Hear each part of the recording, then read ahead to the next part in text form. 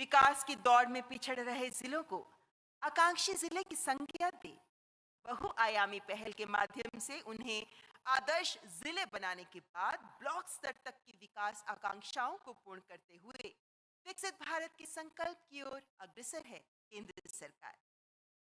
आज देश का जन जन देख रहा है बेहतर भविष्य के स्वप्न, क्योंकि उन्हें विश्वास है कि वे होंगे सच। अब मैं वाइस चेयरपर्सन नीति आयोग माननीय श्री सुमन बेरी को कार्यक्रम के समस्त अतिथिगण का स्वागत करने हेतु आमंत्रित करती हूँ। Shri Suman berry.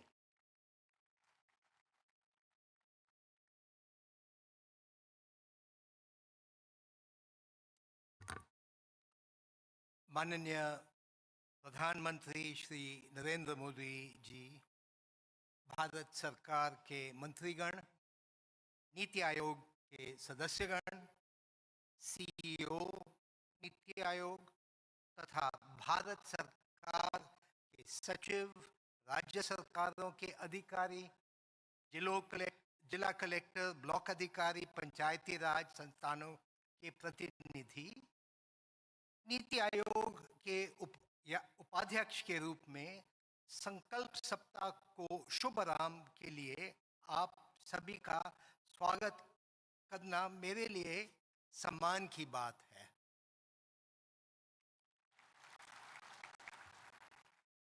Team India की सच्ची भावना में मुझे खुशी हो रही है कि केंद्र, राज्यों, जिलों, ब्लॉकों, गांव और नागरिक समाज से 3000 लोग आज यहाँ इकट्ठे हुए हैं और अन्य लगभग 2 लाख लोग वर्चुअली हमारे साथ जुड़ रहे हैं। इस वर्ष जनवरी माह में दिल्ली में मुख्य सचिवों के सम्मेलन में माननीय प्रधानमंत्री जी ने आकांक्षी ब्लॉक कार्यक्रम यानी कि एबीपी को लॉन्च किया था और इसके संचालन की जिम्मेवारी नीति आयोग को दी थी। एबीपी का लक्ष्य योजनाओं के सैचुरेशन के माध्यम से इंक्लूसिव विकास हासिल करना है। एबीपी स्थानीय योजना निर्माण पर ध्यान केंद्रित करता है और देश भर के विशेष रूप से चुने हुए 500 अविकसित ब्लॉकों को एक दूसरे से सीखने का प्लेटफॉर्म प्रदान करता है। माननीय प्रधानमंत्री जी द्वारा जनवरी 2018 में आकांक्षी जिला कार्यक्रम यानी एडीपी का लॉन्च किया गया था और इसका संचालन भी नीति आयोग कर रहा है। सबका साथ सबका विकास के सिद्धांत पर आधारित एडीपी शासन का एक ऐतिहासिक प्रयोग है, जिसका उद्देश्य निश्चित समय सीमा में भारत के चुने हुए सबसे विकसित 112 जिलों में तेजी से परिवर्तन लाना था। इस कार्यक्रम ने डिसेंट्रलाइज नागरिक केंद्रित सिटीजन सेंट्रिक नीति निर्माण में एक नया चैप्टर लिखा है और केवल 5 वर्षों में विश्व स्तर पे इसे बड़ी सफलता मिली है।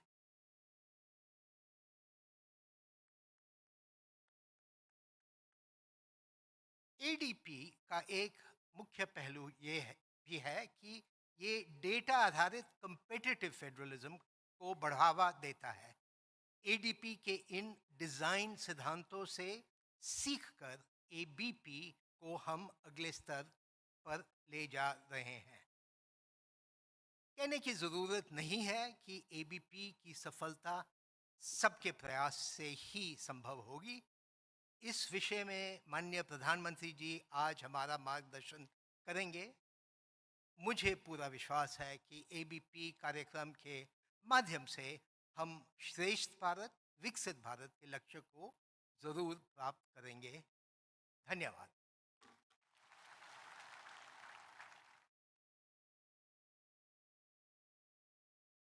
बहुत बहुत धन्यवाद श्री सुमन बेरी, चेयरपर्सन नीति आयोग।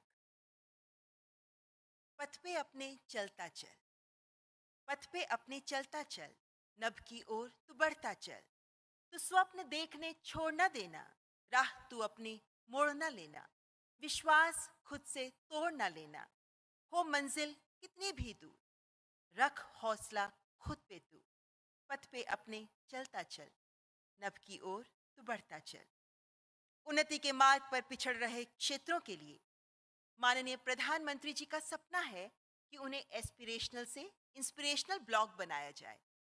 जन जन की आकांक्षाओं के सिरे को थाम आगे बढ़ रहा आकांक्षी ब्लॉक कार्यक्रम कैसे इन क्षेत्रों की तस्वीर और तकदीर बदलने में एक गेम चेंजर साबित हो सकता है, आइए जानते हैं इस फिल्म के माध्यम से।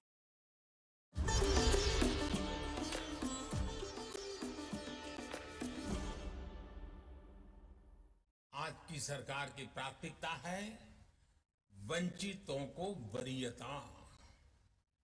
आज की सरकार एस्पिरेशनल डिस्ट्रिक्ट तक जा रही है, एस्पिरेशनल ब्लॉक्स तक जा रही है। आज की सरकार देश के सीमावर्ती गांवों को आखिरी गांव न मानकर उन्हें फर्स्ट विलेज मानते हुए काम कर रही है। 2047 में भारत विकसित राष्ट्र हो, इसके लिए माननीय प्रधानमंत्री नरेंद्र मोदी ने एक संकल्प लिया है। इस संकल्प की सिद्धि और उस सिद्धि से भारत की समृद्धि के लिए ही एक नए कार्यक्रम की नींव पड़ी, एस्पिरेशनल ब्लॉक प्रोग्राम एबीपी।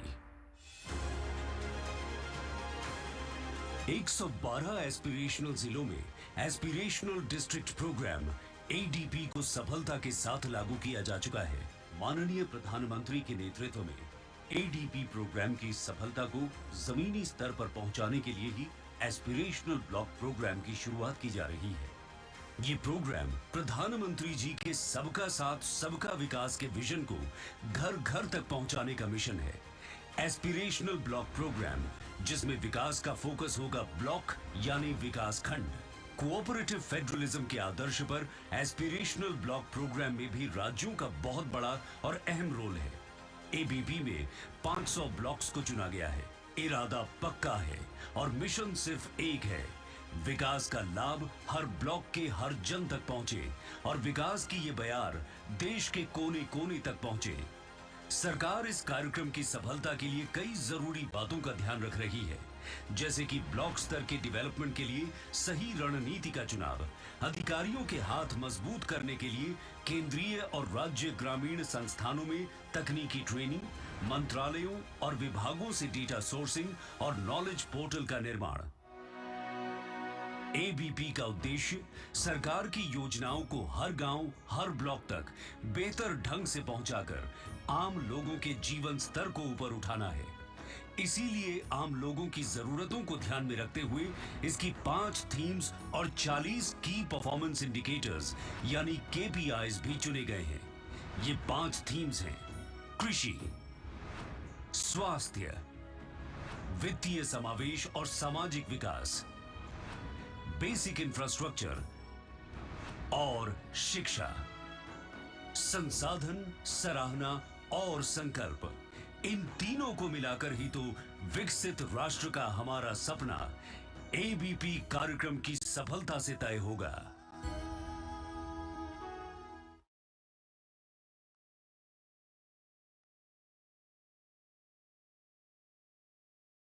वास्तव में नीति सही हो और नेतृत्व सक्षम तो कोई भी लक्ष्य असाध्य नहीं है। देवी और सज्जनों, देशवासियों के सपने देश को रचने में उनकी हिस्सेदारी सुनिश्चित करते हैं।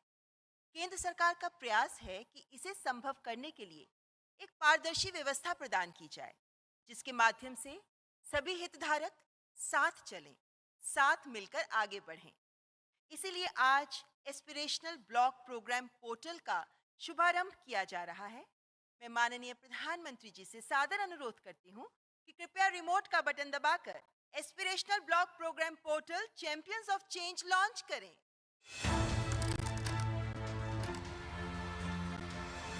चैंपियंस ऑफ चेंज, आजादी के शताब्दी वर्ष 2047 तक जिस मंजिल तक भारत के पहुंचने का संकल्प प्रधानमंत्री नरेंद्र मोदी ने लिया है, उसका प्रतीक है भारत सरकार का ये पोर्टल चैंपियंस ऑफ चेंज, यानी पाथवे टू प्रोग्रेस। ये अधिकारियों के साथ साथ आम लोगों के लिए भी बहुत उपयोगी है। ये पोर्टल जमीनी स्तर पर विकास का लक्ष्य प्राप्त करने और ब्लॉक स्तर पर सरकार की योजनाओं को प्रभावी तरीके से आम लोगों तक पहुंचाने में मददगार साबित होगा। इस पोर्टल के जरिए कोई भी व्यक्ति अपने ब्लॉक में विकास कार्यों की प्राथमिकताएं और उनकी प्रगति देख सकता है। एस्पिरेशनल ब्लॉक प्रोग्राम के तहत ये 500 ब्लॉक्स 31 राज्यों और केंद्र शासित प्रदेशों के 329 जिलों में से चुने गए हैं। इनकी आकांक्षा देश के विकसित ब्लॉक्स के साथ कदम से कदम मिलाकर आगे बढ़ने की है। सभी 500 ब्लॉक से जुड़े डेटा एक ही जगह होने से हर थीम और यहाँ तक कि उस थीम से जुड़े की परफॉर्मेंस इंडिकेटर्स यानी केपीआईज के बारे में भी पूरी जानकारी इस पोर्टल पर उपलब्ध है। बेस्ट प्रैक्टिसेस के वीडियो को देखकर किसी भी ब्लॉक स्तर अधिकारी को ये जानकारी मिल सकती है कि अन्य ब्लॉक्स की तुलना में उन्हें अपने ब्लॉक के फोकस एरियाज में ऐसा क्या करने की जरूरत है जिससे आम लोगों की जिंदगी बेहतर बने। हर ब्लॉक को विकसित करके देश के एक एक नागरिक को विकास की मुख्य धारा में लाने के प्रधानमंत्री नरेंद्र मोदी के बृहत संकल्प को पूरा करने के लिए अधिकारियों और कर्मचारियों का प्रशिक्षण और क्षमता विकास जरूरी है। भारत सरकार के इस पोर्टल में इस बात का विशेष ख्याल रखा गया है। ब्लॉक स्तर के अधिकारियों के लिए उपयोगी ट्रेनिंग मॉड्यूल्स और कोर्सेज भी इस पोर्टल में उपलब्ध है। ये पोर्टल ज्ञान और तकनीक के रूप में उन्हें संसाधन भी मुहैया कराता है। पोर्टल के रिसोर्स सेक्शन में हर ब्लॉक के विकास की रणनीति है। इतना ही नहीं, पोर्टल पर हर जानकारी उपलब्ध होने से ब्लॉक के विकास में आम आदमी की भागीदारी भी बढ़ेगी। एबीपी विकास का ऐसा जन आंदोलन बनने जा रहा है जो दुनिया में विकसित भारत के निर्माण की मिसाल बनेगा।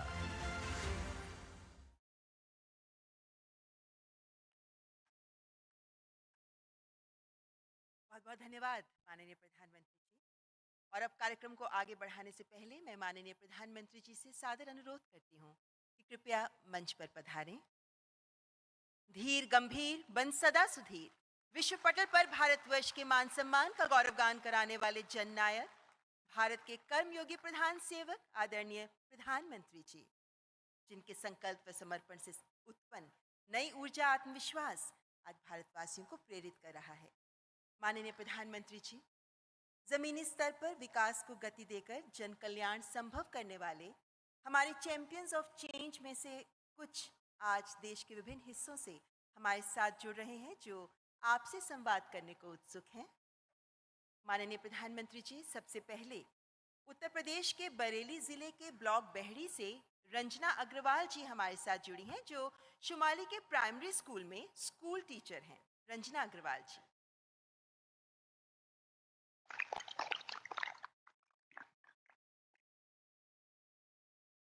हाँ, दिखाई देगी रंजना जी हमें स्क्रीन पे।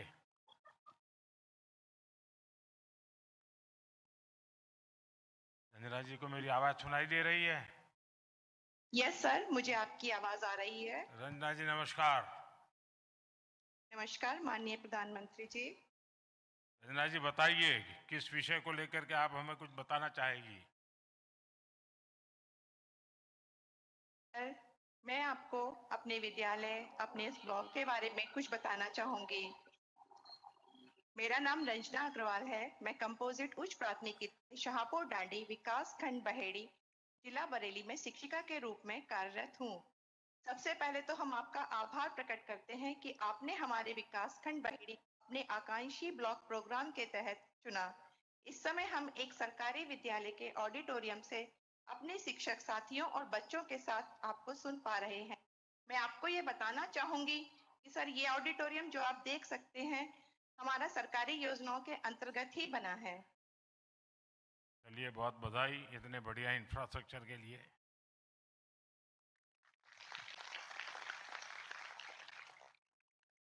अच्छा रंजना जी, आपके ब्लॉक में जो चिंतन शिविर आयोजित किए गए, उनमें कौन सा ऐसा आइडिया था जो आपको सबसे ज्यादा रोचक और प्रभावी लगा? माननीय मंत्री जी, जो चिंतन शिविर आयोजित किए गए उनमें से जो आइडिया मुझे सबसे ज्यादा रोचक और प्रभावी लगा वह था विकास खंड के सर्वांगीण विकास का। किसी भी ब्लॉक के संपूर्ण विकास के लिए सबसे ज्यादा जरूरी है कि उस समाज के सभी स्टेक होल्डर्स आवश्यक रूप से एक ही प्लेटफॉर्म पर आएं और आपस समन्वय स्थापित करें। मेरा ये मानना है कि यदि सभी समाज के घटक एक साथ समावेशी रूप से समन्वय स्थापित करेंगे तो हम अपनी सरकारी योजनाओं को जन आंदोलन में परिवर्तित कर सकते हैं। नहीं, आप अपने स्कूल के साथ मिलकर ऐसे कौन से बदलाव लाने का प्रयास करने की योजना बना रही है जिससे आपके स्कूल का लर्निंग आउटकम बेहतर हो सके? माननीय प्रधानमंत्री जी, अपने स्कूल का लर्निंग आउटकम बेहतर बनाने के लिए मैं परंपरागत शिक्षा को छोड़कर एक्टिविटी बेस्ड लर्निंग पर ध्यान दूंगी। खेल खेल में बच्चों को सिखाऊंगी क्योंकि खेल खेल में सीखते बच्चों का शिक्षा के प्रति रुझान बढ़ता है और क्लास में उपस्थिति भी।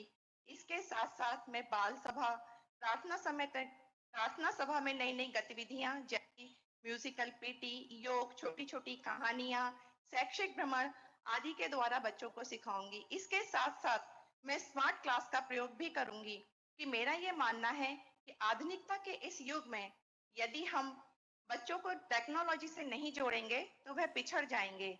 इसलिए और विजुअल बेस्ड लर्निंग से प्राप्त ज्ञान बच्चों में अधिक स्थायी रहता है। सर, मैं आपको एक बात और बताना चाहूंगी। मेरे जिले में लगभग 2500 से अधिक सरकारी विद्यालय हैं और ये बताते हुए बहुत खुशी हो रही है कि मेरे सभी विद्यालयों में 100% स्मार्ट क्लास उपलब्ध हैं। नहीं, मान लीजिए कि कोई स्मार्ट क्लास नहीं है, क्योंकि यहाँ देश भर के लोग आपको सुन रहे हैं। कोई एक जी मुझे सर। प्रैक्टिकली बताइए कि जहाँ स्मार्ट क्लास नहीं है और उन बच्चों के जी साथ सर। ऐसी कौन सी टेक्निक उपयोग करते हैं? जो वर्णन आपने किया उसमें से एक चीज एग्जैक्टली करके मुझे बताइए। अगर स्मार्ट क्लास नहीं है तो मैं जैसे बच्चों को, छोटे बच्चों को खेल खेल के माध्यम से गिनती, पहाड़े और उनको वर्णमाला या अक्षर ज्ञान भी करा सकती हूँ। जैसे मैं उनके लिए प्ले कार्ड बनाऊंगी, उनको प्ले कार्ड के द्वारा दिखाऊंगी और उनको ये जोड़ कर भी कहूंगी कि 2 प्ले कार्ड उठाएं और उन्हें जोड़ करके एक नया अक्षर बनाएं और वो पढ़ के सुनाएं हमें। इसके साथ साथ सर मैं अंकों के प्ले कार्ड बना के दूंगी जिसमें उनको कहूंगी कि ये 2 प्ले कार्ड मैं उठा रही हूँ और बीच में मैं कोई भी साइन जैसे कि प्लस का, माइनस का, गुणा का उनको लगाऊंगी और बताऊंगी इसका उत्तर का जो प्ले कार्ड है वो आप उठाकर यहाँ रखिए। इस तरीके से भी सर मैं उनको सिखा सकती हूँ। ये आपके साथ 2-3 बच्चे बैठे हैं, वो कुछ बता सकते हैं मुझे? बताओगे? अच्छा, अपना नाम बता दो। My name is Kami. क्या नाम? My name is Kamini. कामिनी। अच्छा, हिंदी बोल सकती हो? Uh-huh.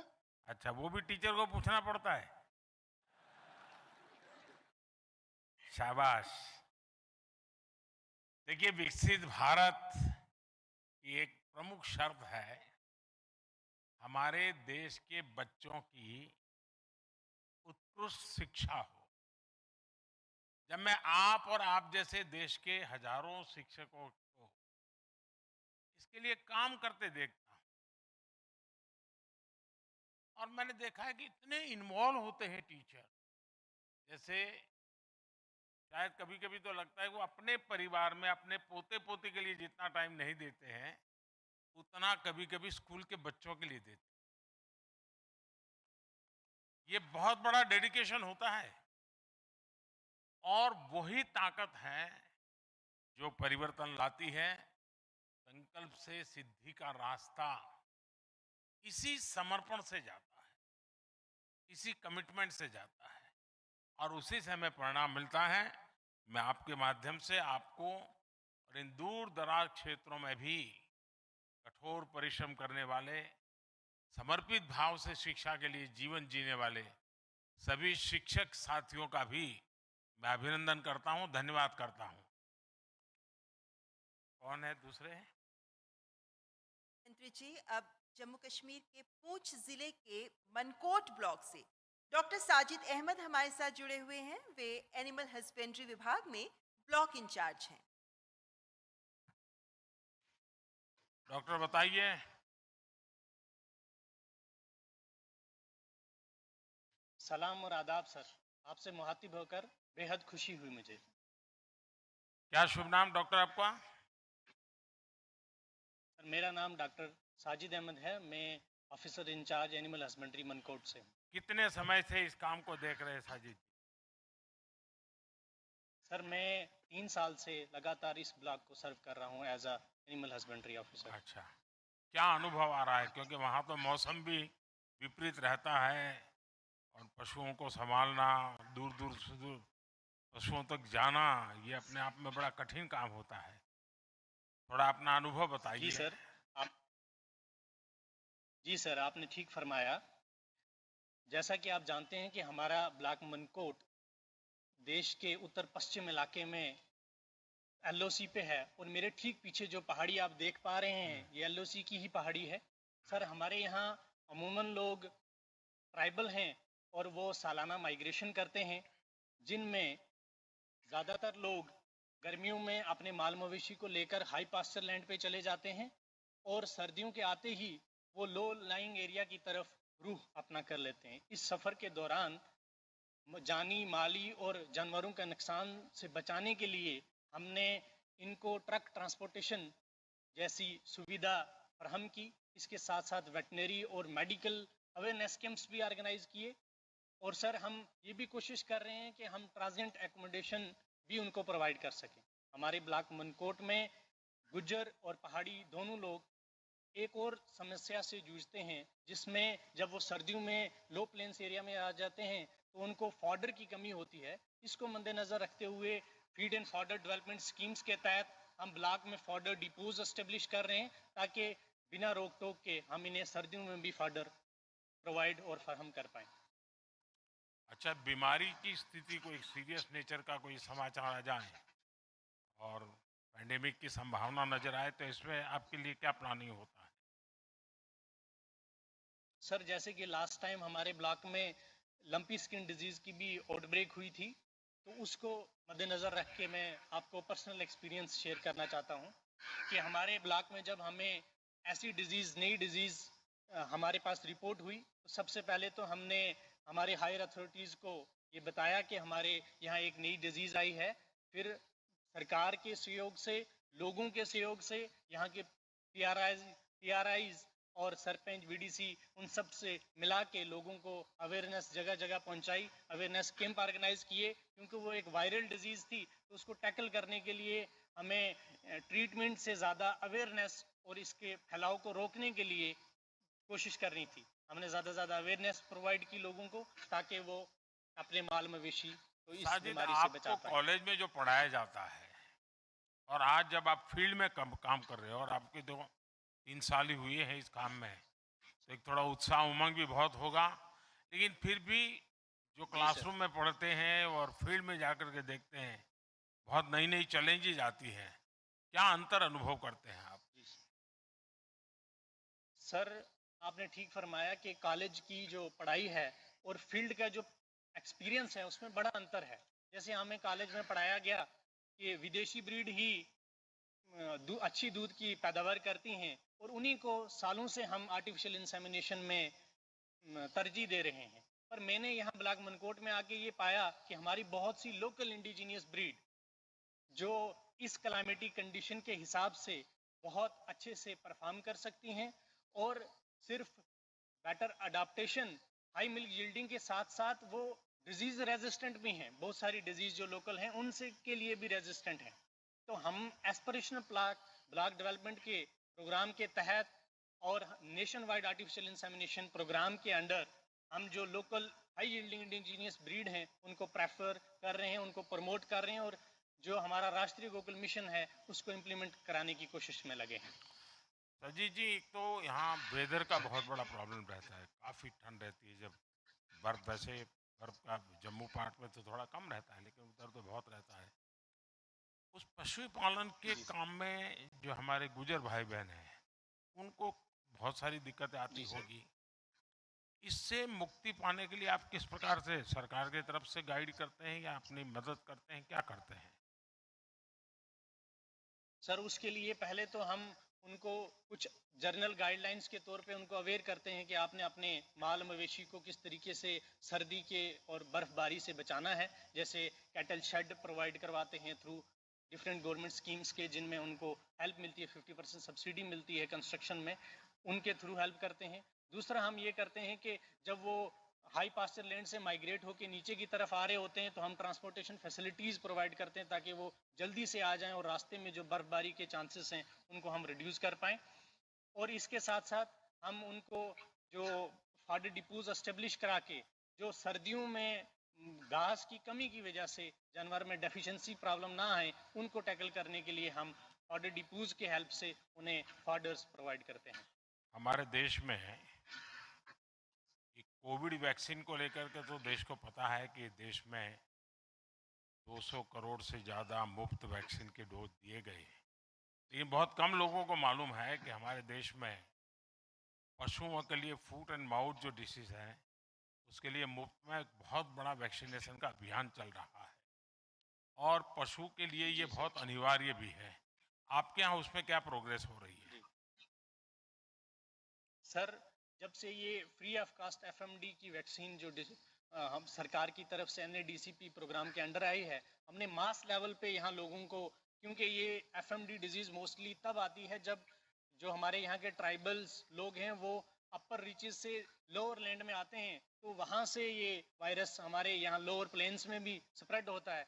तो हम वहाँ पे भी वैक्सीन करते हैं डॉग्स में जाके, और यहाँ पे भी ऑलरेडी जो यहाँ लोग और जो जानवर रह रहे हैं इनको भी वैक्सीनेट कर देते हैं ताकि इस डिजीज़ की प्रेवलेंस को रोका जा सके और हमारे जो एफएमडी की वजह से जो लोगों की लिवलीहुड में और उनकी आमदनी में कमी आती है उसको टैकल कर सकें, और इसका बहुत बड़ा हमें रिजल्ट भी दिखने को मिल रहा है। साजिद जी, मुझे अच्छा लगा क्योंकि मैं किसी ज़माने में जम्मू कश्मीर इलाके में बहुत काम करता था। ये आपके मनकोटे में भी मैं काफ़ी भ्रमण कर चुका हूँ। गुजर परिवारों से मेरा नाता भी बहुत रहता था क्योंकि मेरे कच्छ के लोग और गुजर परिवार पहनाव वगैरह सब में बहुत सिमिलैरिटी लगती थी मुझे, एक अपनापन महसूस होता था। लेकिन इस दुर्गम क्षेत्र में आप काम कर रहे हैं, मैं आपको बधाई देता हूँ। आइए, और कौन है अभी? माननीय प्रधानमंत्री जी, अब पूर्वोत्तर राज्य मेघालय लिए चल रहे हैं हम आपको, जहां के जिले नॉर्थ गारो हिल्स के ब्लॉक रेशु बेलपाड़ा से श्री माइकन चर्ड मोमिन हमारे साथ हैं। आप जूनियर रूरल डेवलपमेंट ऑफिसर हैं और माननीय प्रधानमंत्री जी, इस ब्लॉक के लोग आपका स्वागत एक गीत के साथ कर रहे हैं जिसका टाइटल ही है उम्मीद, होप। मोमिन जी, नमस्कार। मोमिन जी, आपकी आवाज नहीं सुनाई दे रही है और मेरी आवाज कहीं को हो रहा है वहाँ। हाँ सर, आपका आवाज आ रहा है सर यहाँ पे। अच्छा मोमिन जी, अभी मैं कश्मीर में जहाँ बर्फबारी होती है वहाँ बात कर रहा था, और अभी गारो हिल्स के आप लोगों से जहाँ सबसे ज़्यादा बारिश होती है ऐसे क्षेत्र से बात कर रहा हूँ। और मैं, आप तो रूरल डेवलपमेंट के काम में लगे हैं, तो वहाँ पर इतनी बारिश और डेवलपमेंट के काम करने हो, घर बनाने हो, तो बहुत दिक्कतें आती होगी, काम भी प्रभावित होगा। इन समस्याओं का समाधान कैसे करते हैं? माननीय प्रधानमंत्री, आपने बिल्कुल सही सुना है। हमारा मेघालय में साल में 7 या 8 महीना बारिश होता है। हम क्या करते हैं, जितना हाउसिंग स्कीम जैसे कि प्रधानमंत्री आवास योजना ग्रामीण, कितना घर बनाना है, हम उसका डिमांड का हिसाब से हर घर और बेनिफिशियरीज को सामान स्टॉक करने के लिए पहले से हम लोग आदेश देता है। और सर, जितना यहाँ डिपार्टमेंट है सबको मिलकर सर हम लोग एक टीम बनाता है मॉनिटर करने के लिए। और सर, जब बारिश रुकता है सर, उस टाइम हम लोग ये शुरू करता है सर। पहले तो सरकार जब घर बनाने का कार्यक्रम करती थी तो एक ही मॉडल बनाती, हमने आकर के बदल कर दिया कि स्थानीय जो चीज़ों का उपयोग करते हैं, स्थानीय जो डिज़ाइन होती हैं, वैसे ही पीएम आवास बनने चाहिए, जो मर्जी पड़े, और पैसे ओनर को दे दिए जाए और ओनर ड्रिवन कंस्ट्रक्शन का काम हो, उसके कारण क्वालिटी में चेंज आया हो, लोकल मटेरियल का भारी उपयोग होता हो और उनके जीवन को ईज ऑफ लिविंग के लिए काम आता हो, ऐसा अनुभव आ रहा है क्या? हाँ हाँ हाँ प्रधानमंत्री जी, हाँ। अच्छा, आपके क्षेत्र में काजू भी बहुत होता है भाई, तो उसका उत्पादन और मार्केटिंग के लिए क्या करते हैं? सर जैसे कि सर जैसे कि यहाँ पे जो गारो हिल्स जितना खजूर मिलता है सर, हम आपको ये बताने के लिए सर हम यहाँ पे चाहते हैं कि सर ये गारो हिल्स का काजू है सर, ये देश में नंबर 1 क्वालिटी का काजू है सर। और सर जो ये काजू का प्रोडक्शन सर हम लोग बढ़ाने के लिए सर हम लोग अभी विलेज एम्प्लॉयमेंट काउंसिल यानी MGNREGS की तरफ और सर सेल्फ हेल्प ग्रुप की इन सब को हम लोग अभी सर यहाँ पे ये केश्यू कल्टीवेट करने के लिए सर हम लोग मोटिवेट कर रहे हैं सर। और सर यहाँ पे आपसे सर एक है सर, क्योंकि यहाँ पे गारो हिल्स में सर खाली एक ही ये प्रोसेसिंग यूनिट है सर, जो अभी ये प्रोसेसिंग यूनिट सर यहाँ पे और ज्यादा होने से सर हम लोग का मार्केटिंग के लिए हम लोग अभी आगे बढ़ सकता है। और सर एक है सर जैसे कि अभी ये गारो हिल्स का हमारा गारो हिल्स का जो काजू है सर, इसके लिए टेक मिलने से सर हम लोग का और मार्केटिंग में बहुत हेल्प करेगा सर। देखिए मोमिन जी, ये अच्छा किया आपने मार्केटिंग की बात कही। वैसे आपका काजू जैसा आप कह रहे हैं नंबर 1, आपका टर्मरिक हल्दी नंबर 1 है मेघालय का। अच्छा, मेघालय में तो घर घर में संगीत होता है और मैंने देखा है कि हर जगह पे संगीत के बड़े ग्रुप है। क्या कभी आपको विचार आता है कि आपकी रूरल डेवलपमेंट की जो स्कीम्स हैं उनको गीतों में ढाल करके जागृति लाई जाए? वैसे मेघालय स्वच्छता के लिए तो काफी आगे है, लेकिन ऐसे बहुत सारे काम हैं गीतों के माध्यम से, क्योंकि संगीत इतना पॉपुलर है आपके यहाँ। और अब तो बाहर भी जाते हैं आप लोग, मेघालय के बाहर जहाँ भी जाते हैं लोगों के दिल जीत लेते हैं। तो क्या इस प्रकार से एक रूरल डेवलपमेंट को काम करने वाले व्यक्ति जनता को जोड़ने के लिए, संगीत एक बहुत बड़ी ताकत है, म्यूजिक बहुत बड़ी ताकत है, क्या आप अपने जन भागीदारी के लिए इसका रास्ते में क्योंकि प्रयास करते हैं क्या, कर सकते हैं क्या? सर एक गाना है सर, इनका मीनिंग है सर कि उम्मीद यानी सर होप। जैसे कि सर हम लोग अभी आपको धन्यवाद बोलना चाहता है कि सर आप ये ब्लॉग को आप एस्पिरेशनल ब्लॉग प्रोग्राम में हम लोग को क्या है सर, हम लोग का ये होप है और ये उम्मीद है कि सर हम लोग ये ब्लॉग को तो ये होप वाला गीत गाते हैं क्या आप लोग? हाँ जरा सुनाइए।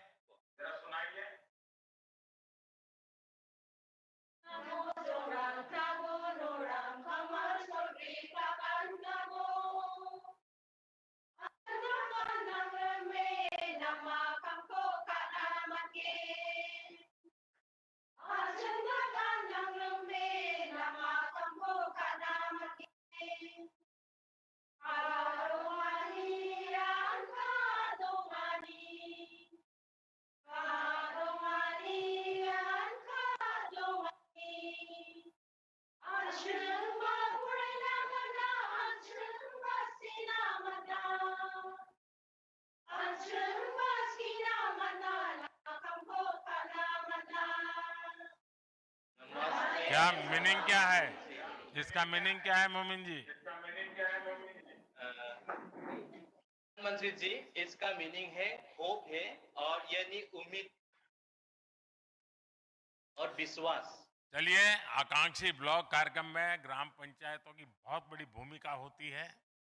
जब हर ग्राम पंचायत अपने कार्य तेजी से करेगी तभी पूरे ब्लॉक का विकास हो सकता है।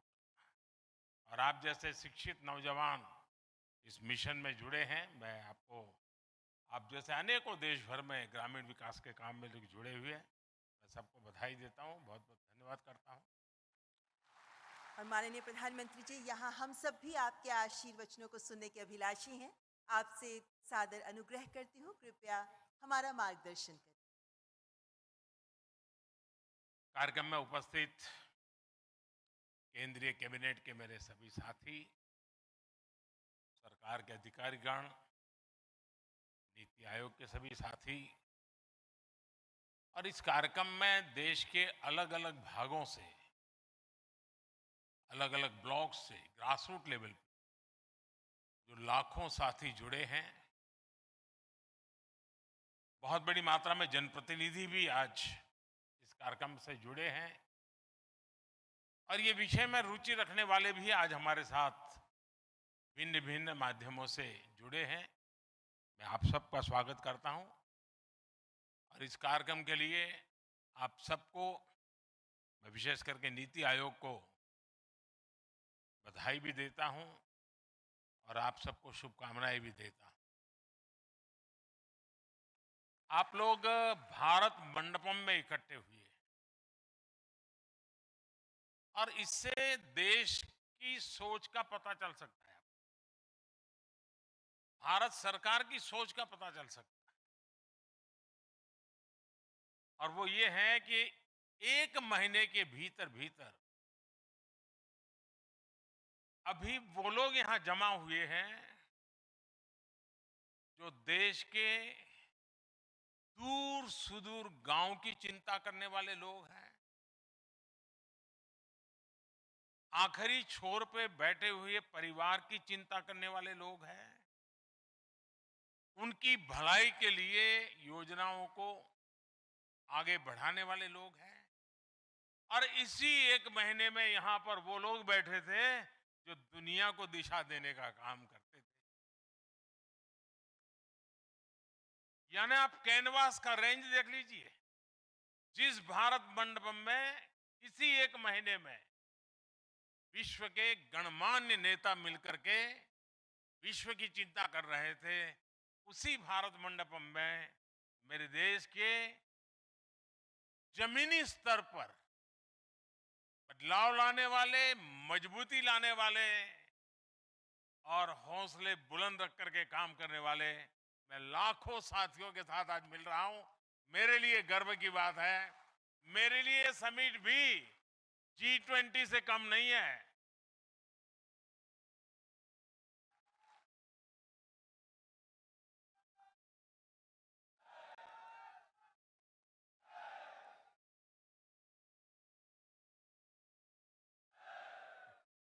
हमारे साथ ऑनलाइन भी काफी लोग जुड़े हुए हैं।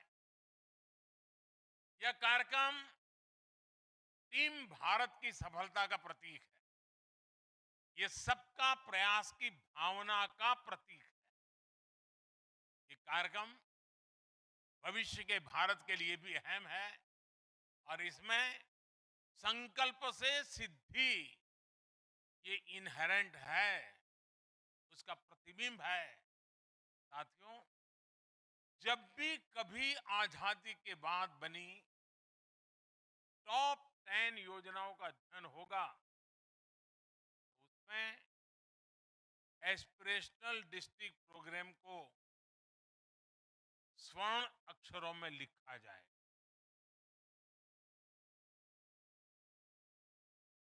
एस्पिरेशनल डिस्ट्रिक्ट प्रोग्राम ने, आकांक्षी जिला अभियान ने देश के 112 जिलों में 25 करोड़ से ज्यादा लोगों का जीवन बदल दिया है। क्वालिटी ऑफ लाइफ में बदलाव आया है, ईज ऑफ गवर्नेंस में बदलाव आया है। और जो कल तक छोड़ो यार, बस जिंदगी पूरी कर लो, ऐसे ही गुजारा करना है, उस सोच में से बाहर होकर के वहां का समाज अब ऐसे नहीं रहना है, कुछ करके दिखाना है, इस मूड में मैं समझता हूं ये बहुत बड़ी ताकत। इस अभियान की सफलता अब एस्पिरेशनल ब्लॉक प्रोग्राम का आधार बनी। डिस्ट्रिक्ट लेवल का एक्सपीरियंस इतना सफल रहा है कि दुनिया में विकास के मॉडल की चर्चा करने वाले हर कोई इसमें से बहुत कुछ लेसन्स खास करके डेवलपिंग कंट्रीज के लिए सजेस्ट करते हैं। हमने भी उसी में से बहुत सीखा है और उसमें से विचार आया है कि 500 ब्लॉक्स देश के हर राज्य में जहां भी, और एक पैरामीटर के तहत उसका मूल्यांकन किया गया है, और उसमें से इन 500 ब्लॉक अगर हम इसको स्टेट की एवरेज पर अगर हम ले आए, नेशनल एवरेज पर ले जाए, आप कल्पना कर सकते हैं कितना बड़ा परिवर्तन आएगा, कितना बड़ा परिणाम आएगा। और मुझे विश्वास है कि जिस तरह एस्पिरेशनल डिस्ट्रिक्ट प्रोग्राम ने कामयाबी का परचम लहराया है, वैसे ही एस्पिरेशनल ब्लॉक प्रोग्राम भी 100% सफल होने ही वाला है। और इसलिए नहीं कि योजना बड़ी अद्भुत है, इसलिए कि काम करने वाले लोग अद्भुत।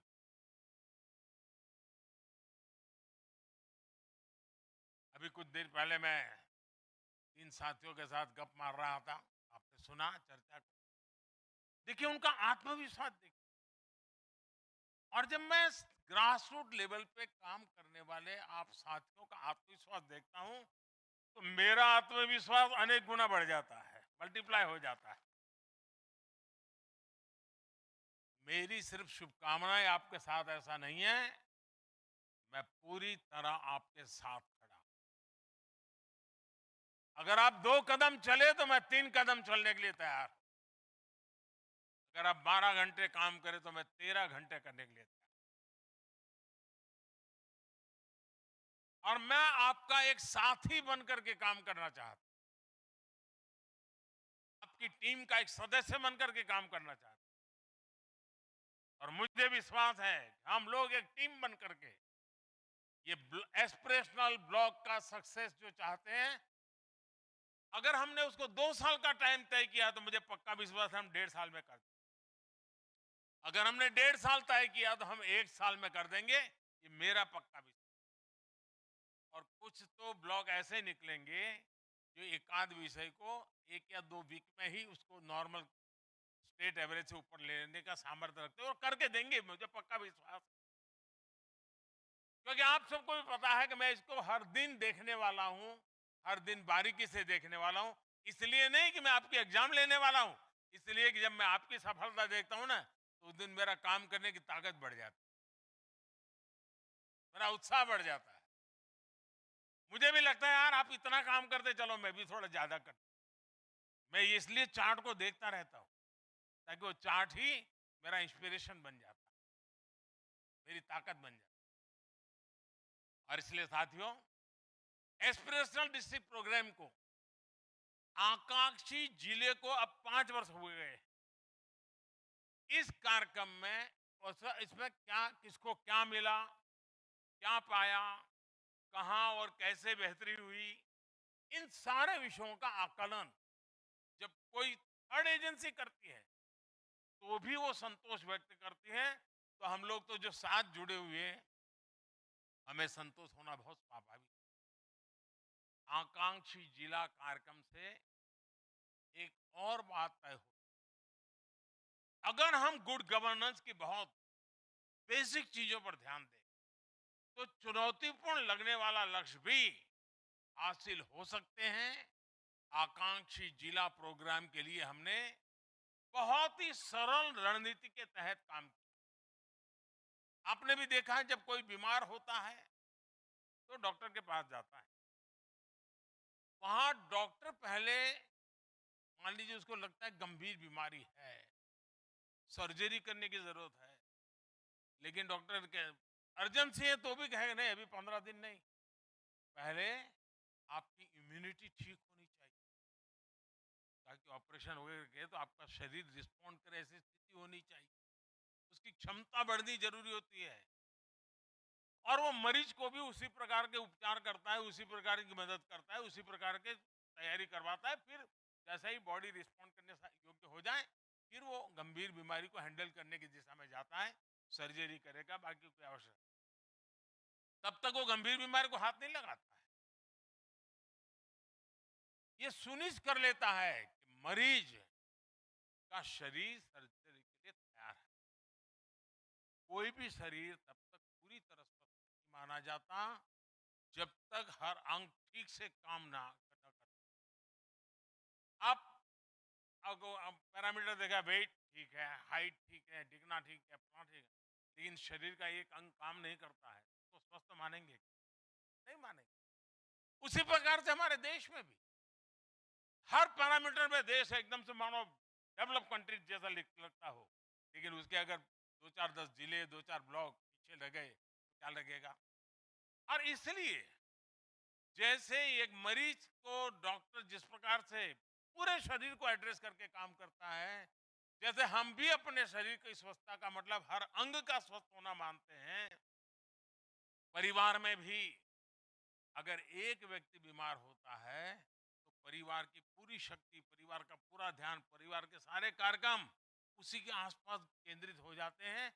बाकी सारे कार्यक्रमों को कॉम्प्रोमाइज करना पड़ता है। कोई बीमार है, बाहर जाना है तो रोकना पड़ता है।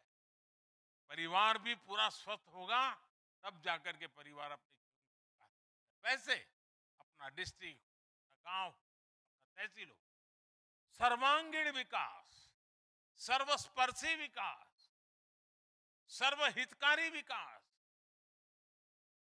ये अगर हम नहीं करते हैं तो आंकड़े शायद भर जाएं, आंकड़े शायद संतोष भी दें, लेकिन मूलतः परिवर्तन संभव नहीं होता है।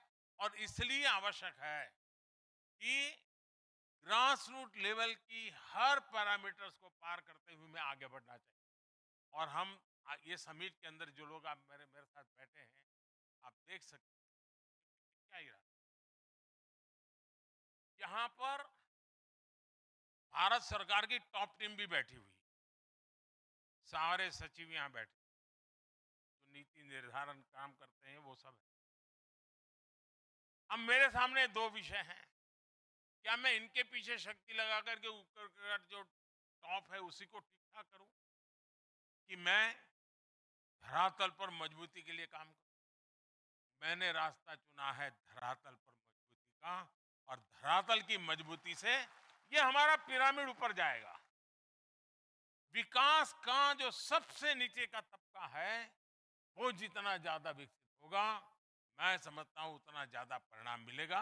और इसलिए हमारी कोशिश यही है कि हम इस प्रकार से डेवलपमेंट को आगे बढ़ाएं। हमारी कोशिशें होनी चाहिए उसी प्रकार से जैसे ये हमने डेवलपमेंट ब्लॉक के लिए सोचा। मैं सरकार के यहाँ सचिव बैठे हैं, उनको भी मैं आग्रह करता हूं, दो दिशा में और हम काम कर सकते हैं इस काम को आगे बढ़ाने। हर विभाग अपने काम के लिए, मान लीजिए पूरे देश में 100 ब्लॉक आइडेंटिफाई,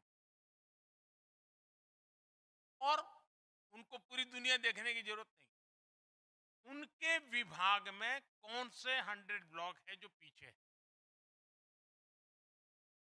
और अगर मानो हेल्थ को लगता है कि पूरे देश में 100 ब्लॉक सबसे पीछे हैं, तो भारत सरकार का हेल्थ विभाग उन 100 को स्थिति सुधारने के लिए क्या काम करना उसकी रणनीति बनाए। शिक्षा विभाग अपने विभाग के लिए 100 ब्लॉक चुने। शिक्षा विभाग के वो 100 ब्लॉक है, वो भारत सरकार का शिक्षा विभाग देखे कि मैंने जो 100 ब्लॉक सबसे पीछे आइडेंटिफाई किए, मैं इसको, हमें ये एस्पिरेशनल डिस्ट्रिक्ट, एस्पिरेशनल ब्लॉक, ये नीति आयोग का कार्यक्रम बनने नहीं देना है। मुझे ये सरकार का स्वभाव बनाना है, केंद्र और राज्य सरकारों के स्वभाव बनाना है, केंद्र और राज्य के विभागों का स्वभाव बनाना है। जब सब विभाग तय करे कि मेरे यहाँ लास्ट जो 100 हैं वो अब एवरेज से ऊपर चले गए हैं, आप देखिए सारे पैरामीटर बदल। तो ये जो एस्पिरेशनल ब्लॉक है उसको काम करने का तरीका राज्य, डिस्ट्रिक्ट, उनकी इकाइयों के द्वारा होगा, लेकिन क्या देश में इस प्रकार से विचार कर करके हम इसको आगे बढ़ा सकते हैं? और मैं मानता हूं कि उस दिशा में हमने प्रयत्न करना चाहिए। और इसका सारे विभागों ने, कोई अगर स्किल डेवलपमेंट है तो वो भी देखे कि हिंदुस्तान के ऐसे कौन से 100 ब्लॉक है कि जहां पर मुझे इसको बल देने की जरूरत है। उसी प्रकार से राज्य सरकारें ज्यादा नहीं, सबसे पीछे जो है ऐसे 100 विलेज सिलेक्ट, पूरे राज्य में से 100 एकदम जो पीछे हैं, 100 शहर गांव, 100 गांव सिलेक्ट, उनको एक बार 2 महीना 3 महीने के काम के अंदर बाहर ले आए। उससे आपको पता चलेगा कन्वर्जेंस कैसे होता है, वहां की समस्याओं का समाधान कैसे होता है। वहां पर अगर स्टाफ नहीं है, वहां पर रिक्रूटमेंट की जरूरत है, रिक्रूट करना है। वहां यंग अफसर को लगाने की जरूरत है, यंग अफसर को लगाना है। अगर एक बार उनके सामने मॉडल हो गया कि उनके 100 विलेज को उन्होंने 1 महीने में ठीक कर लिया, तो वो मॉडल उनके 1000 गांवों को ठीक करने में देर नहीं करेगा, वो रिप्लिका होगा, परिणाम मिलेगा। और इसलिए अब देश आजादी को 75 साल पूरे कर चुका है।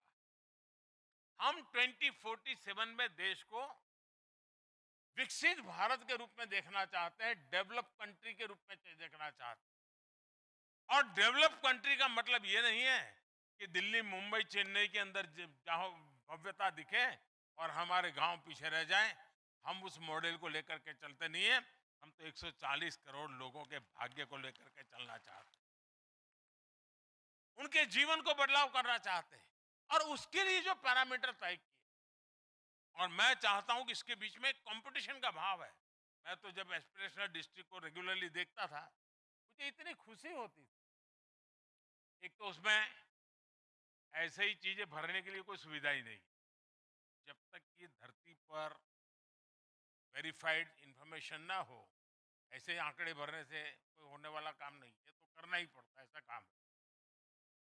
लेकिन मैं देख रहा था कि कुछ डिस्ट्रिक्ट के अफसर इतने उत्साहित थे कि हर दिन, 2 दिन में, 3 दिन में वो अपने परफॉर्मेंस को अपलोड करते थे, इंप्रूव करते थे। और फिर मैं देखता था पहले 6 महीने में लगता था आज ये डिस्ट्रिक्ट आगे निकल गया, तो फिर 24-48 घंटे में पता चलता है यार ये तो पीछे रह गया, वो उससे भी आगे चला गया। फिर 72 घंटे में पता चल, देखो वो तो उससे भी आगे।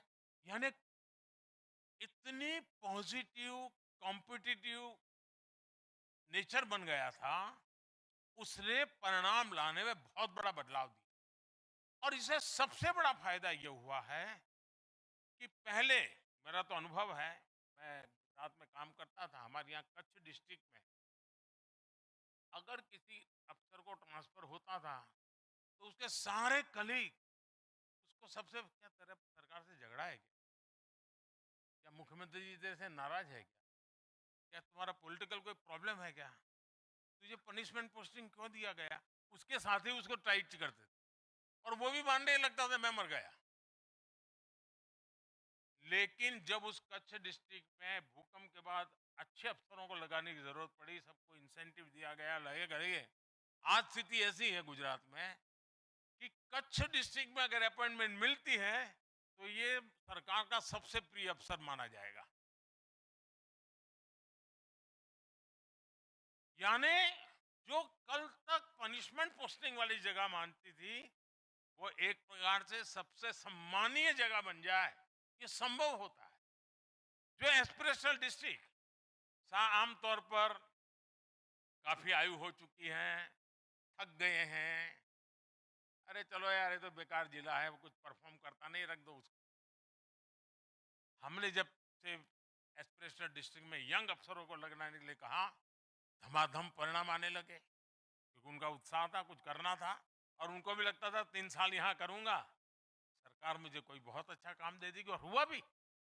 जो एस्पिरेशनल डिस्ट्रिक्ट में जिन लोगों ने काम किया उनको बहुत अच्छी जगह मिली। बात एस्पिरेशनल ब्लॉक के लिए भी मैं राज्य सरकारों से आग्रह करूंगा और भारत सरकार के अधिकारी भी ध्यान दें कि जो ब्लॉक के अंदर सफल हो रहे हैं ना, उनको आगे उनका भविष्य भी उज्जवल होना चाहिए।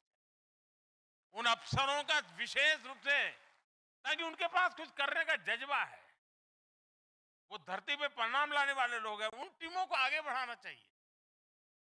स्पेशली उनको एनकरेज करना चाहिए। दूसरा, आपने देखा होगा सरकार में एक परंपरा बदली।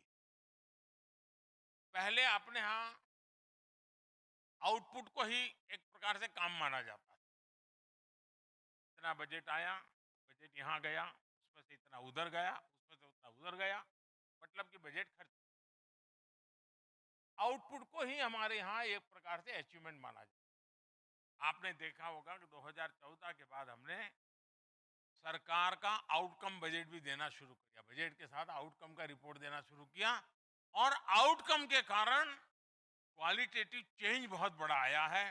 हम भी अपने ब्लॉक में देखें कि मैं जिस योजना के लिए पैसे लगा रहा हूं, मैं जिस योजना के लिए समय लगा रहा हूं, जिस योजना के लिए मेरे इतने अफसर काम में लगे हुए हैं, कोई आउटकम मिलता है कि नहीं मिलता है, और हमने उस आउटकम को पाने के लिए क्या। साथियों, जितना महत्व कुछ लोगों को लगता है पैसे होंगे तो काम होगा, आप विश्वास कीजिए साथियों, मेरा बहुत लंबा अनुभव है। सरकार चलाना इतना लंबा अनुभव बहुत कम लोगों को मिलता है जो मुझे मिला है।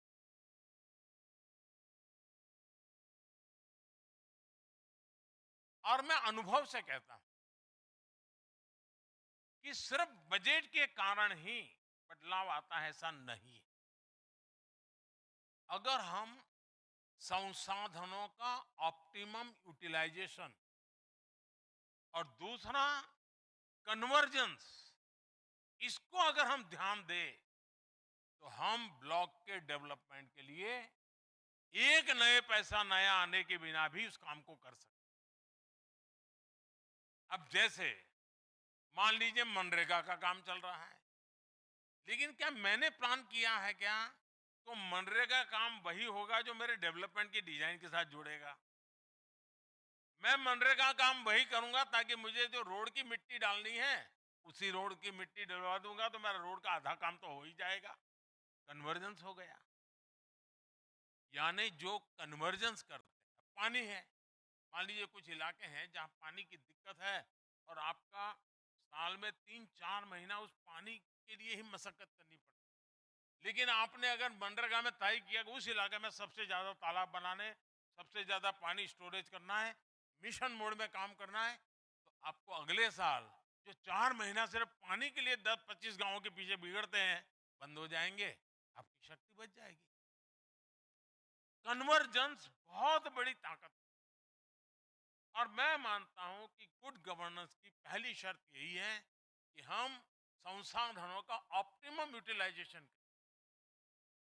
दूसरा एक अनुभव आया है, और मैं अपने अनुभव से कहता हूं, होता क्या है, स्वाभाविक है, टीचर भी क्लास में अगर इंस्पेक्शन आने वाला है तो जो अच्छे होनहार स्टूडेंट होते हैं उनको थोड़ा टिप देते हैं, और वो कहते हैं जब इंस्पेक्शन में कोई सवाल पूछे तुम हाथ तुरंत ऊपर कर देना।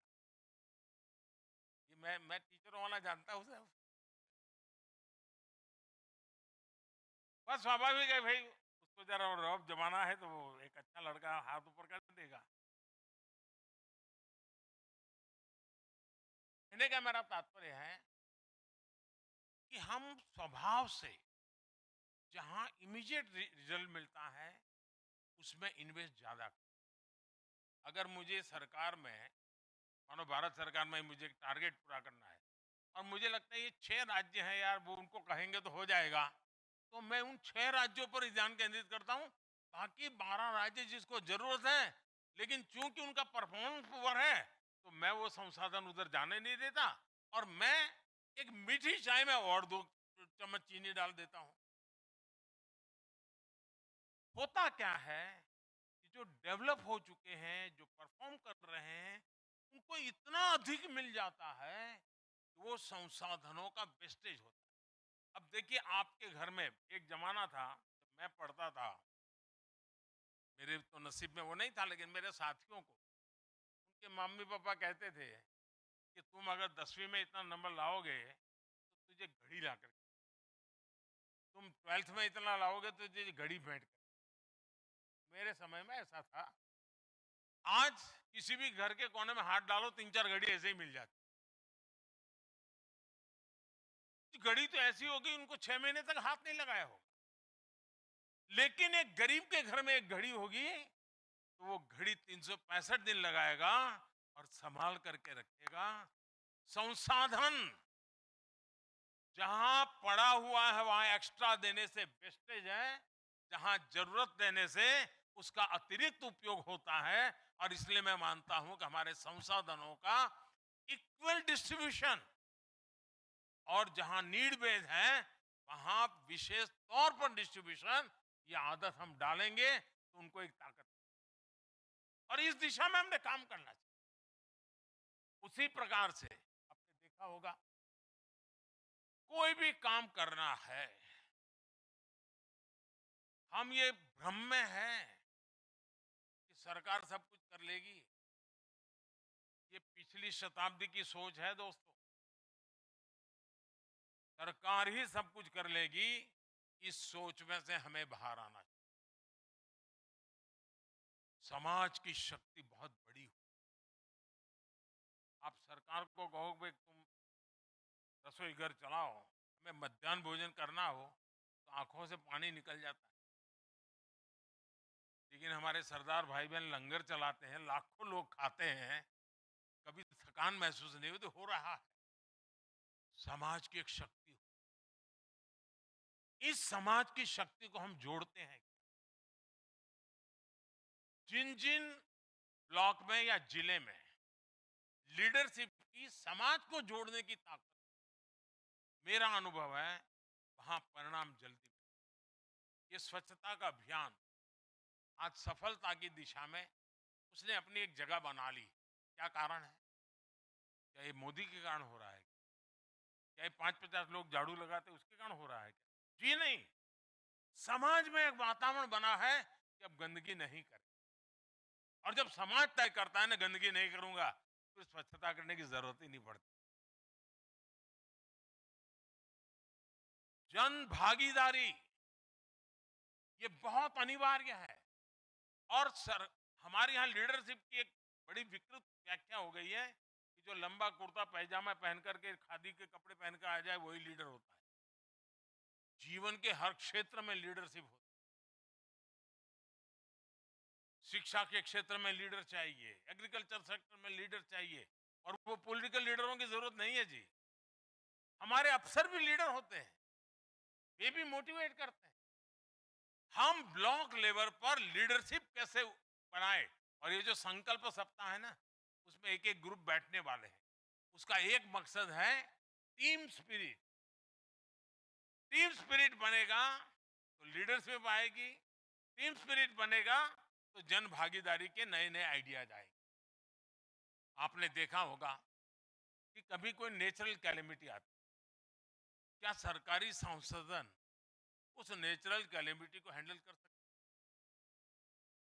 देखते ही देखते इतनी बड़ी मात्रा में लोग जुड़ जाते हैं कि देखते ही देखते समस्याओं का समाधान करने लग जाते हैं, लोग करने लग जाते हैं। और उस समय हमें भी लगता है अरे वाह, समाज ने इतनी बड़ी मदद कर दी, मेरा काम हो गया। अफसर को भी लगता है यार अच्छा हो गया, इन लोगों ने मदद की, मेरा काम हो गया। जो भी ग्रास रूट लेवल पे काम करते हैं उनको पता है इस प्रकार की जो समाज की शक्ति है उसको पहचानना, समाज की शक्ति को जोड़ना। हमारे स्कूल कॉलेज अच्छे चले अगर परिवार के लोग जुड़ते हैं, गार्डियंस जुड़ते हैं, पेरेंट्स आते हैं, आप देखिए वो स्कूल कभी पीछे नहीं रहे। और इसके तरीके ढूंढने चाहिए। मैं हमेशा कहता हूं कि भाई गांव का जन्मदिवस मनाइए। आपके यहाँ रेलवे स्टेशन है तो रेलवे स्टेशन का जन्मदिन ढूंढिए, रिकॉर्ड में मिल जाएगा, उसका जन्मदिन मनाइए। आपके यहाँ स्कूल 80 साल पुरानी होगी, 90 साल पुरानी होगी, 100 साल पुरानी होगी, स्कूल की जन्म तारीख निकालिए और उस स्कूल में पढ़ करके गए हुए जितने जिंदा लोग उनको एक बार इकट्ठा कीजिए। जन भागीदारी के तरीके होते। जन भागीदारी का मतलब ये नहीं कि तुम डोनेशन दे दो। अब जैसे कुपोषण है, आंगनवाड़ी में कुपोषण की समस्या अगर मुक्त करनी है तो क्या बजट से होगी? वो एक तरीका है। लेकिन अगर मैं कहूं कि भाई मेरे गांव के अंदर एक तिथि भोजन का कार्यक्रम करूंगा, उस तिथि भोजन के कार्यक्रम में किसी की जन्म जयंती है, किसी के माता पिता की मृत्यु तिथि है, किसी की लग्न तिथि है, तो मैं उनको गाँव देखिए अपने गांव में ये आंगनवाड़ी है, 100 बच्चे हैं। आपका जन्मदिन है, अगर आप घर में कुछ अच्छा खाना खाने वाले हो, करने वाले हो, ऐसा करो, इन 100 बच्चों के लिए आपके जन्मदिन के निमित्त आप एक फल लेके आइए, सब बच्चों को एक एक केला दे दीजिए,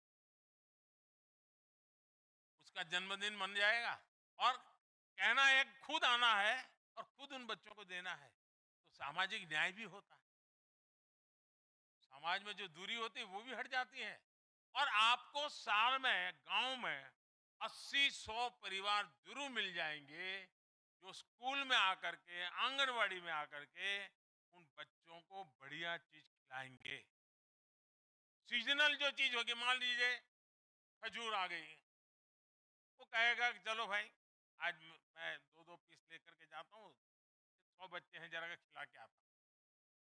जन भागीदारी है, सरकार का बजट बचाने का काम नहीं है, जन भागीदारी की ताकत है। मैं जब गुजरात में था, मैंने एक तिथि भोजन का अभियान चलाया और सारे धार्मिक कथाकार वगैरह भी अपने भाषणों में लोगों को आह्वान करते।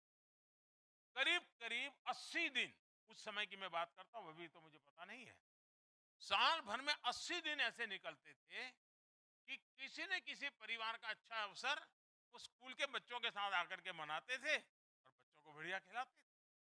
कुपोषण के खिलाफ लड़ाई भी होती थी और ये खाना खिलाने का टेंशन जो टीचर को रहता है वो भी मुक्ति हो गई। मेरा कहने का तात्पर्य है कि समस्याओं के समाधान में जन भागीदारी का सामर्थ्य बहुत बड़ा होता है।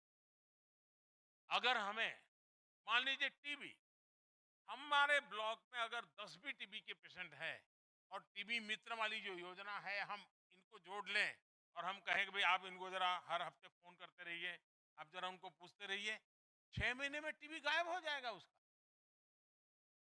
हम जितना लोगों को जानेंगे, शुरू में मेहनत पड़ती है जोड़ने में, लेकिन बाद में शक्ति बन जाती है। आपने देखा होगा आज विश्व में भारत का नाम गूंज रहा है, आप भी अनुभव करते हो।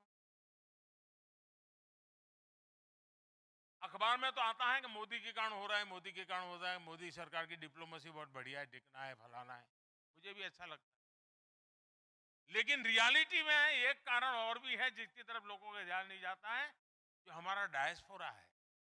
भारत से गए हुए लोग जो उस देश में रहते हैं, उनके अंदर जो सक्रियता आई है, उनके अंदर जो संगठित ताकत खड़ी हुई है, उनकी पब्लिक लाइफ में जो भागीदारी बढ़ी है, तो उन देशों के लोगों को भी लगता है यार ये बड़े उपयोगी लोग हैं और उसके कारण भारत उपयोगी लगने लगा। यानी जन भागीदारी की ताकत अगर विदेश नीति में काम आती है, तो जन भागीदारी की ताकत मेरे ब्लॉक पे तो बड़े आसानी से आ सकती है साथी। और इसलिए मैं आपसे आग्रह करता हूं कि ये जो संकल्प सप्ताह है उसका मैक्सिमम उपयोग कीजिए, खुले मन से चर्चा कीजिए, डिजाइन वर्कआउट कीजिए, उसी प्रकार से हमारे संसाधनों का उपयोग। हमारे यहाँ क्या होता है, एक ब्लॉक में 8-10 शायद व्हीकल होते हैं, ज्यादा तो होते भी नहीं, और कुछ ही अफसरों के पास व्हीकल रहते हैं। अब दूर ट्रैवल करने की जिम्मेवारी तो कई लोगों के पास है जिनके पास साधन नहीं होते। मैंने गुजरात में एक प्रयोग किया, वो बड़ा सफल रहा। अगर मान लीजिए एक ब्लॉक में 100 गांव, तो मैंने 10 अफसरों को 10-10 गांव, और मैंने कहा कि आप अपनी गाड़ी में जाएंगे तो इन 5 विभाग के जो जूनियर अफसर हैं, उन 5 के जूनियर अफसर को भी अपनी गाड़ी में बैठा दिया और 1 महीने तक आप इन 10 गांवों की ही चिंता करेंगे, सभी विषय आप चर्चा करेंगे। आप भले एग्रीकल्चर विभाग के अधिकारी हैं, लेकिन आप उस गांव में जाकर के शिक्षा की भी चर्चा करेंगे, खेती भी चर्चा करेंगे, पानी की भी चर्चा करेंगे, पशु की भी चिंता करें, सारे। दूसरा दूसरे 10 गांव में, तीसरा, वो महीने भर उसको 10 ही गांव रहते, फिर 1 महीने के बाद बदल देते। अनुभव ये आता था कि साइलो खत्म हो गए, whole of the government approach आया, और ये जो 10 अफसर थे वो सप्ताह में 1 दिन बैठ करके अपने एक्सपीरियंस शेयर करते। उस इलाके में मैं गया था, मेरा विभाग तो शिक्षा है, लेकिन मैंने एग्रीकल्चर में ये चीज देखी, पानी के क्षेत्र में उतने ही संसाधनों का ऑप्टिमम यूटिलाइजेशन होता है और परिणाम बहुत उत्तम आने लगे। और 10 अफसर ऐसे थे जिनको उस ब्लॉक की पूरी जानकारी रहती, वो होगा एग्रीकल्चर में लेकिन उसको शिक्षा का भी मालूम हो, वो शिक्षा में था लेकिन उसको हेल्थ का भी मालूम रहता। मैं समझता हूं हमने अपनी स्ट्रेटेजी बदलनी चाहिए। अगर हम गवर्नेंस की हमारी स्ट्रेटेजी बदलते हैं और हम हमारे संसाधनों का भरपूर उपयोग, और आज कम्युनिकेशन की ताकत भी है और कम्युनिकेशन समस्या भी है। अब आज लगता है कि मैं वीडियो कॉन्फ्रेंस से जानकारी ले लूंगा, मैं मोबाइल फोन से जानकारी ले लूंगा। फिजिकल जाने का जो लाभ है ना साथी, इसका कोई अल्टरनेट नहीं। जो आज मैं अभी आपके साथ बोलता हूं वो आप अपने गांव में रहे होते और हो सकता है मैं वीडियो कॉन्फ्रेंस में कोई नया नहीं कहता, यही कहता, लेकिन यहाँ आने के बाद आपके आंखों से आंख मिलाने के बाद जो ताकत आती है वीडियो कॉन्फ्रेंस से नहीं। और इसलिए हमारा फिजिकल जितनी जिम्मेवारी है फिजिकल जा करके करने की, उसमें कभी भी कॉम्प्रोमाइज नहीं करना चाहिए। हम जब स्थान पर जाते हैं हमें उसकी ताकत की पहचान मिलती है। ये जो एस्पिरेशनल ब्लॉक, आपको शायद पहली बार जब ये सप्ताह चलेगा तो पहले कभी नहीं ध्यान गया होगा, आपके अपने साथियों के सामर्थ्य विषय में पहले पता नहीं होगा, कभी कभी तो नाम भी पता नहीं होगा, आपकी ऑफिस में रोज मिलता होगा, नमस्ते भी हो जाती होगी, नाम भी पता नहीं। लेकिन ये जब एक सप्ताह आप साथ बैठेंगे आपको उसकी शक्ति का परिचय होगा, उसकी विशेषताओं का परिचय होगा, और वही हमारी टीम स्पिरिट के लिए बहुत अनिवार्य होगा। और जब एक टीम बन जाती है तो इच्छित परिणाम अपने आप। और इसलिए साथियों मेरा आप सबसे आग्रह कि हमें 3 महीने के भीतर भीतर, मान लीजिए आप एक 30 पैरामीटर में पीछे हैं, 5 पैरामीटर ऐसे तय कीजिए जिसमें हम पूरी तरह स्टेट के एवरेज से बाहर आ जाते हैं, कर लीजिए तो आपका कॉन्फिडेंस बढ़ेगा। यार 5 पे हो गए तो अब तो 10 का। और इसलिए हम स्कूल में भी पढ़ते थे तो टीचर क्या पढ़ाते थे, जब एग्जाम में बैठते हो ना जो इजी आंसर है वो पहले लिखो, ऐसा सीखा। तो वो टीचर ने सिखाया वो अभी भी काम में आता है। आप भी आपके यहाँ जो सरल चीजें हैं उसको सबसे पहले सॉल्व करके उसमें से बाहर निकल जाए। तो अगर 40 चीजें हैं तो 35 पर पहले आ जाइए। धीरे धीरे करके एक एक समस्या से निकलते जाएंगे। आप देखते ही देखते आपका ब्लॉक एस्पिरेशनल में से औरों का एस्पिरेशन बढ़ाने का एस्पिरेशन बन जाएगा, वो अपने आप में एक इंस्पिरेशन बन जाएगा। और मैं मानता हूं कि हमारे 112 डिस्ट्रिक्ट जो कल तक एस्पिरेशनल डिस्ट्रिक्ट थे वो आज इंस्पिरेशनल डिस्ट्रिक्ट बन गए हैं। देखते ही देखते हैं एक साल के भीतर भीतर 500 एस्पिरेशनल ब्लॉक हैं, जो 500 में से एटलीस्ट 100 इंस्पिरेशनल ब्लॉक बन जाएंगे, पूरे राज्य के लिए इंस्पिरेशनल ब्लॉक बन जाएंगे। और इस काम को पूरा करिए साथियों। मुझे अच्छा लगा इस कार्यक्रम में आप सबसे बात करने का मौका मिला। जो ऑनलाइन मुझे सुन रहे हैं उनको भी मैं अनेक अनेक शुभकामनाएं देता हूं। हम मिशन मोड में चलें और मैं विभागों के लोगों को भी कहता हूं कि आप 100 ब्लॉक पूरे देश में से चयनित कीजिए और उनको भी समय सीमा में आप नेशनल एवरेज तक ले आइए। हर विभाग इस प्रकार से काम करे। मैं नहीं मानता हूं ग्रास रूट लेवल पर कहीं कोई काम छूट जाएगा। सारे काम 1-2 साल में पूरे हो जाएंगे। दोस्तों मैं अभी से आपको कहता हूं 2024 में हम फिर अक्टूबर नवंबर में मिलेंगे, फिजिकली मिलेंगे और हम इसका लेखा जोखा करेंगे। और मैं उस समय यहां ऑडियंस में बैठ करके आप में से 10 लोगों के सफलता की बातें सुनना चाहूंगा और फिर मुझे जो कहना है वो मैं अगले साल 2024 अक्टूबर या नवंबर में आपसे बात करूंगा। तब तक के लिए मैं आपके काम के लिए ज्यादा आपका समय नहीं लेता हूं, क्योंकि आपको ब्लॉक को जल्दी आगे बढ़ाना है, तो मुझे अब आपका समय नहीं लेना चाहिए। बहुत बहुत शुभकामनाएं, बहुत बहुत धन्यवाद।